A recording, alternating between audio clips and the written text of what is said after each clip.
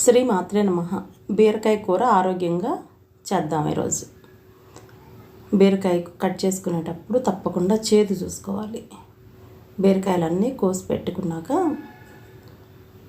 కళ్ళుప్పు వేసుకొని పిసికి పక్కన పెట్టేసుకోండి. మరీ ఎక్కువ అవసరంలో ఉరికే లైట్గా.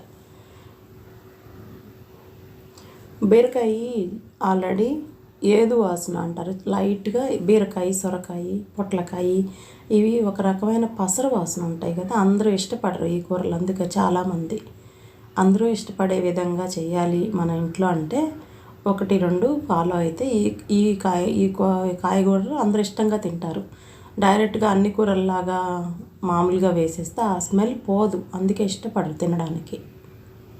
ఇదిగోండి, ఇప్పుడు మనం కట్ చేసుకున్న ముక్కల్లో ఉప్పు వేసేసుకొని కళ్ళుప్పు వేసేసి కొంచెం పిసికేసి పక్కన పెడదాం. ఊరికి అట్లా మ్యాగ్నేట్ చేస్తారు కదా, అట్లాగా. దానివల్ల కూర అంతా త్వరగా ఉడుకుతుంది, ఎక్కువ టైం పట్టదు, ఆయిల్ కూడా తక్కువ పడుతుంది. ఇంకోటి కూర టేస్ట్ కూడా ఇదే బాగుంటుంది. గుజ్జు గుజ్జుగా వస్తుంది, అడుగంటుకోకుండా వస్తుంది మనకి. కలిపేసి పక్కన పెట్టేద్దాం.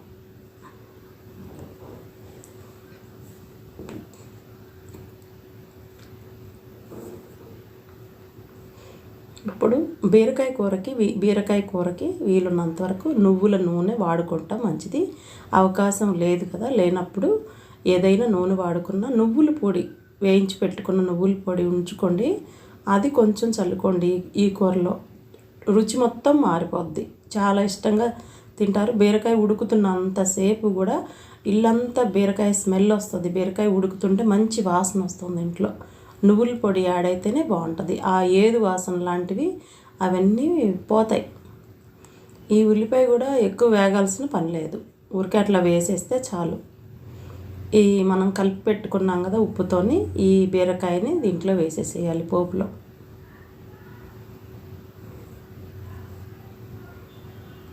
వేసి ఒకసారి దీన్ని ఇలాగా తిరగబెట్టేసుకొని పైకి కిందకి అనుకొని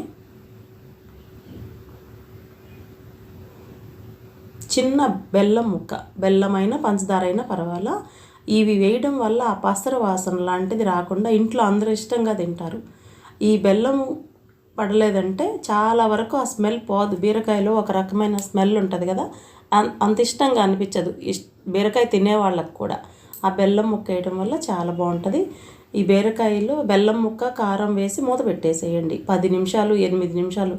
ఒక అర కేజీ కూర అనుకోండి, 8 నుంచి 10 నిమిషాలు మూత పెట్టేసేయండి. అసలు తిప్పే పని లేదు, అడుగంటుతుందని భయం లేదు. ఆయిల్ పైకి వస్తుంది, ఈ కారం అంతా ఉడికిపోద్ది. కూర ఆపే ముందర మేగడతో ఉన్న పాలు ఒక హాఫ్ గ్లాస్ పోసేసుకోండి.